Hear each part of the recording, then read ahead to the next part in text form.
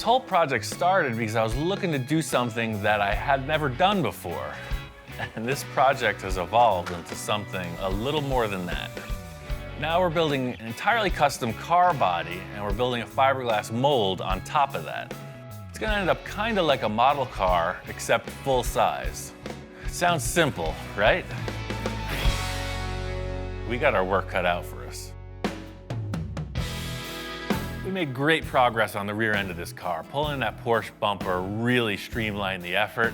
Coming around to the front end of the car, there's absolutely nothing there. I've never built a car like this. We're doing it kind of piece by piece, but in the end, the car has to look like it was a solid design from the beginning. What really set the pace for the look in the back was just starting off with something, some shape to represent the flavor. I'm really hoping we can get some kind of shape that ties this front end to the back.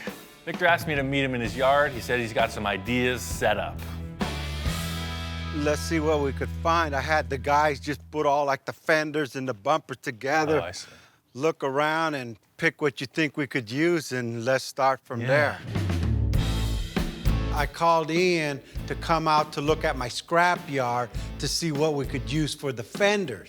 Before I go out buying something, I figured, hey, I know I got something laying around. Walking around Victor's yard, I know what to expect. It's not exactly a scrapyard full of exotics. Check it out, you recognize these? So we're walking through, and the first thing he points to is instantly recognizable. It's a Volkswagen Fender.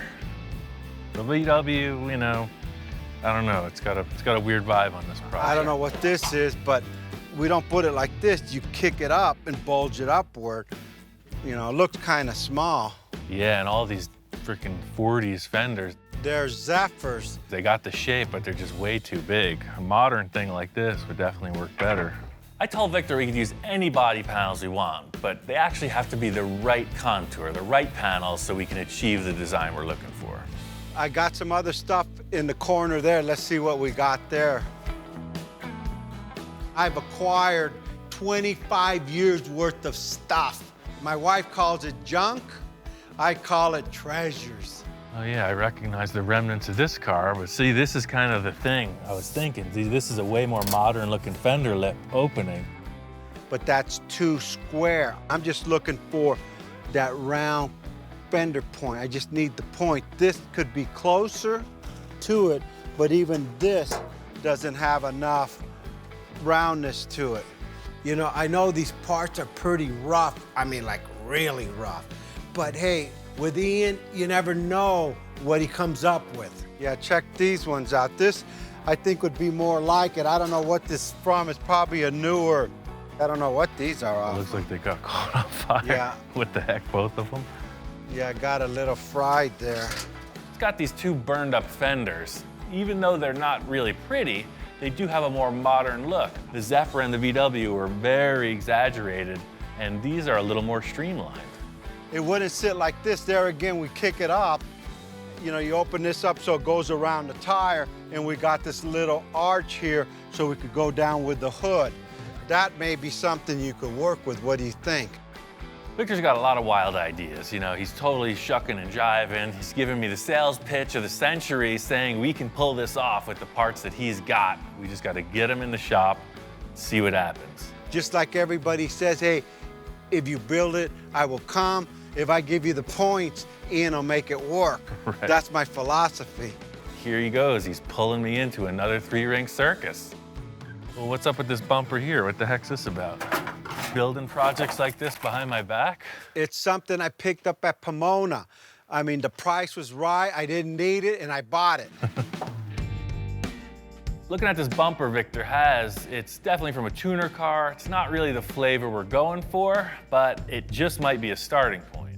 I don't know if this will just fit right on the car, but it's like the rear bumper. It's a perfect starting point. We'll change the styling somehow, but it's already a fiberglass bumper.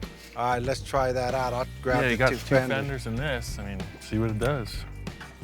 Pretty loose looking pile of parts we got here. There is some potential. We just got to get it in the shop and see.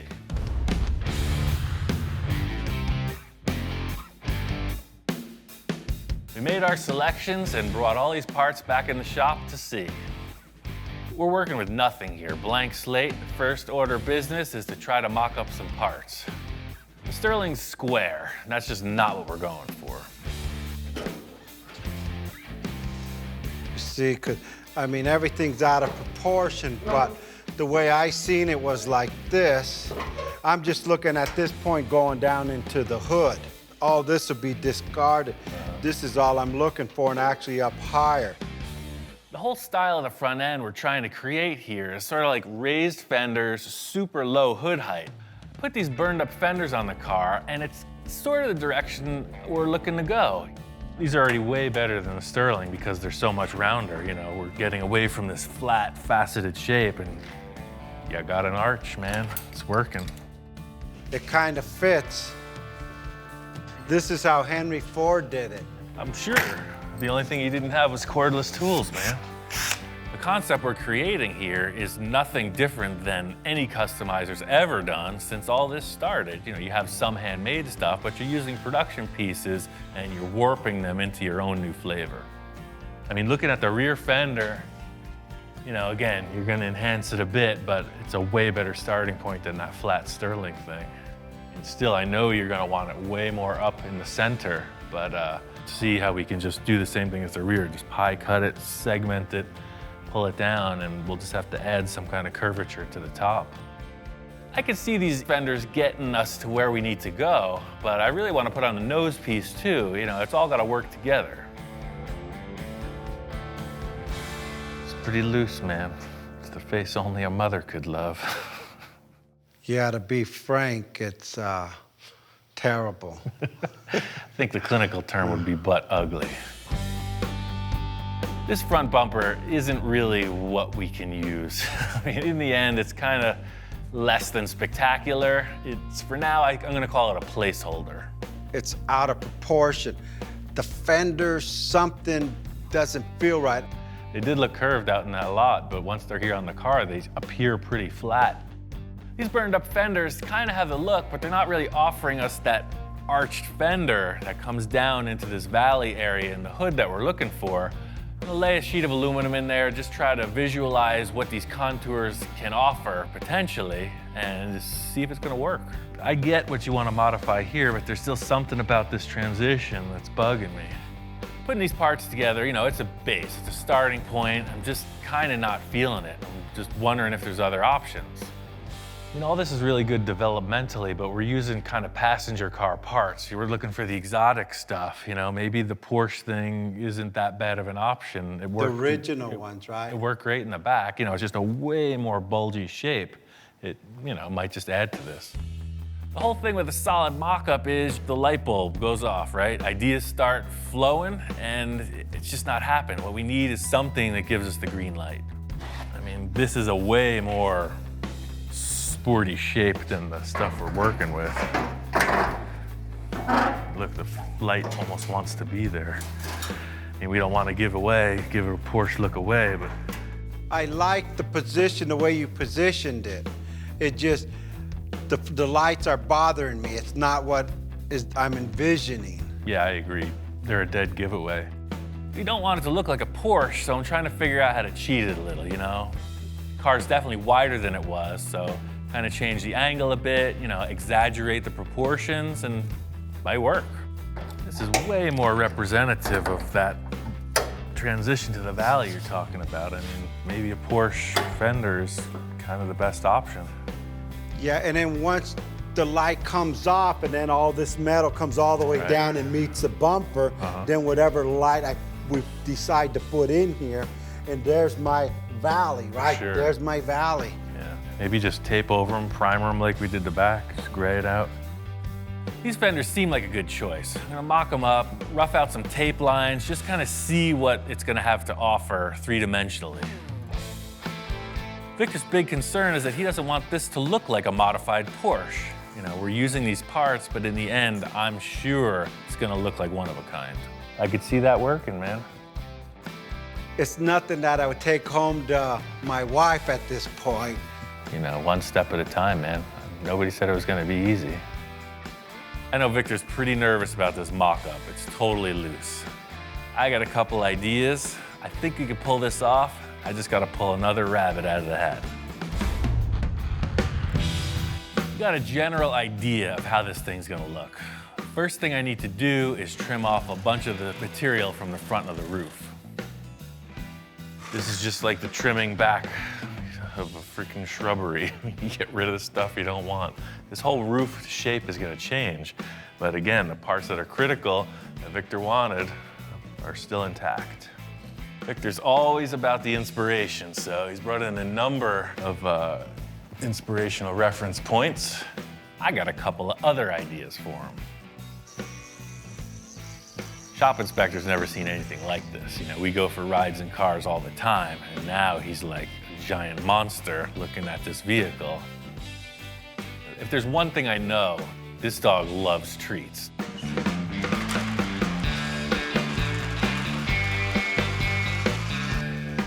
Supercars. Super dog food delivery. Aside from all the busy work, you know, we got a car to build, on to the next. First thing I want to do is get rid of these headlights, cut them out. I definitely want to do something way different on the nose of this. This is way better than those other funky parts. These fenders are just perfect. Because of the rim and tire selection, you know, the fenders were not going back in their stock place. So what I did was I moved them out, changed the angle a little bit, raised them up. So, you know, even though they are Porsche fenders, they're nothing like it if you put it side by side. It's pretty impressive. But again, there's a giant hole in the car. I'm thinking about one thing that just might work. There's one thing about that sterling is it does have the flavor of what we're looking for. Just like with everything else, I'm gonna use the portions of it I think will work and cut out the rest. Love this surface. You can see we're right on this area Victor said he was committing to. This height flows perfectly up into here. Right here it starts to rise up, and that's the area that is a foul. Like with all the other components on this car, you know, we're trying to make it our own. The sterling hood's getting trimmed way back. I'm just using the portion of it that represents the profile I'm looking to achieve. Perfect.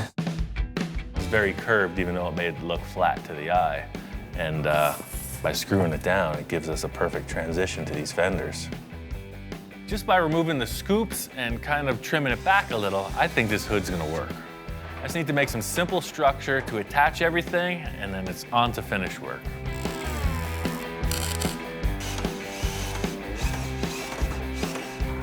Using these aluminum sheets, it's the same process as in the rear, just trying to create a contour, something to build off, and the look that I want. Being that this car is gonna have a mold on it, in the end, the construction here, anything goes. It's purely a mock-up. Now we're getting somewhere. This is all about the concept. I'm gonna tape some of it up, spray paint it, sit back, check it out. Getting these fenders mocked up, I really see the potential of this valley and hip fender aspect Victor was trying to get his point across about. I see a issue with that bumper. Maybe that one's not the right call for the car. We're gonna have to figure that part out. I'm positive this bumper is not the right look, but what it's offering is a structure to build off of. Welded in this mounting bar to support the bumper, but I definitely have to widen it. One thing I've learned from chopping up a lot of cars is to retain the look of the thing, you section it, it's gonna cut both ends off and widen them out independently. As crazy as this sounds, my whole idea here is to just sheet the thing with aluminum. You know, we'll have a blank slate and we can work forward from there.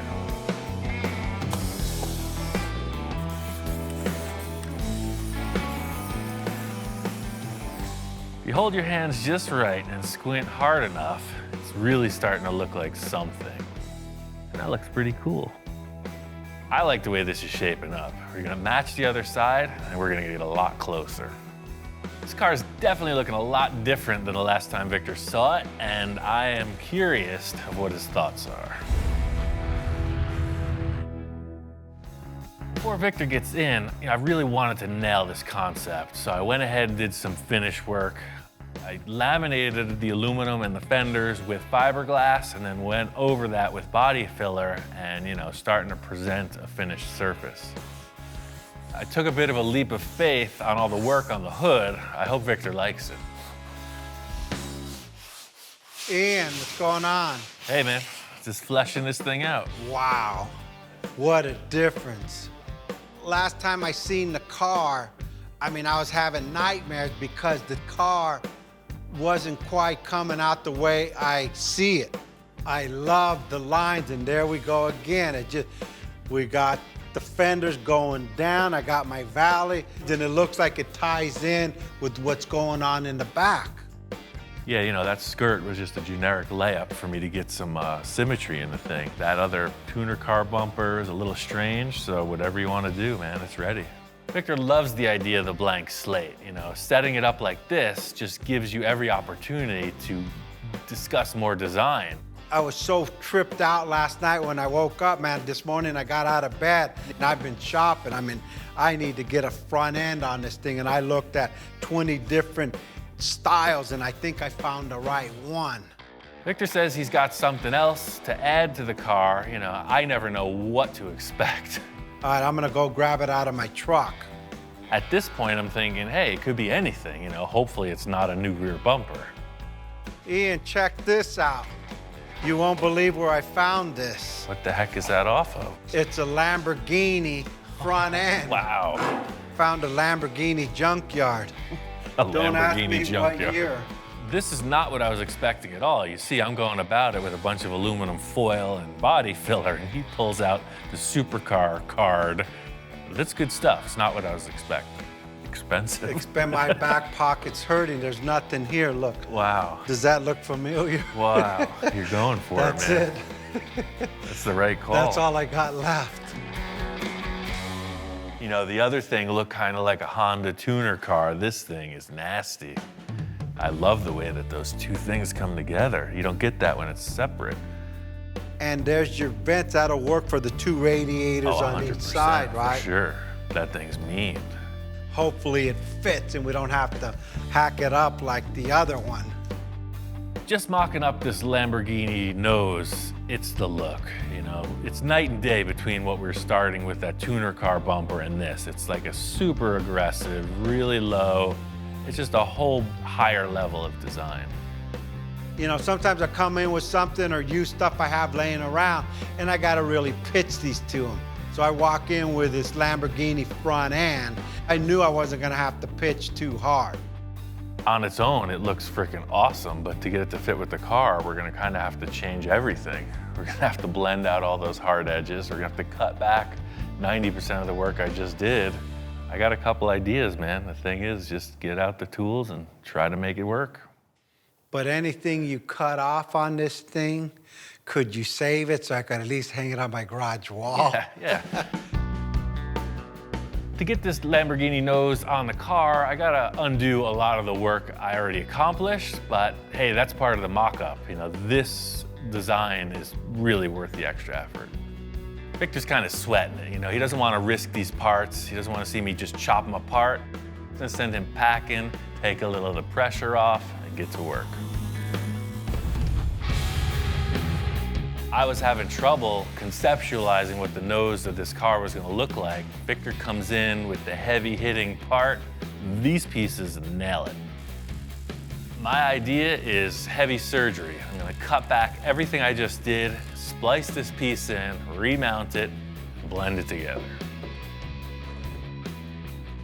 Fitting up this nose, just trying to make it look like one piece. Somebody's gonna not be able to realize that it's 5 different concepts all mashed together. Definitely cutting off this edge here. So I put 2 fasteners, one on each side of that. I'm gonna cut this right off. When I blend it together, all this hardware disappears. So pretty much the surface does this. I don't know if you can see it, but I can. The whole thing with this process is it's kind of so reaching in the dark, it's just looking for these little glimpses of hope to carry you through, because trust me, this isn't easy. This is like the challenge of a lifetime, and we're going about it pretty haphazardly. To fill in these gaps, the same process as with the fenders, just some aluminum sheeting, fiberglass, filler. One thing I've always wanted to do is, build complete car bodies in the style of Ed Roth, and this is very similar to that.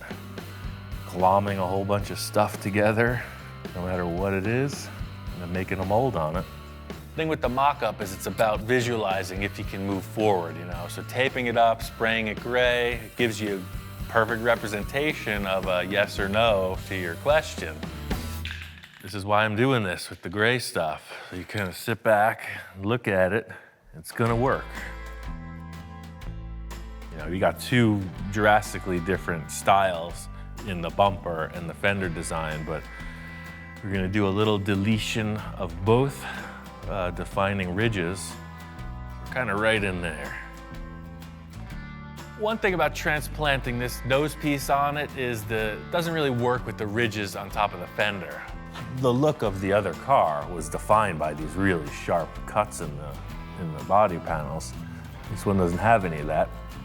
So I'm just gonna cut this off right here, and the filler's gonna delete this rise. The filler's gonna come right up and over, so you won't have this or this. That's the plan, and I'm sticking to it.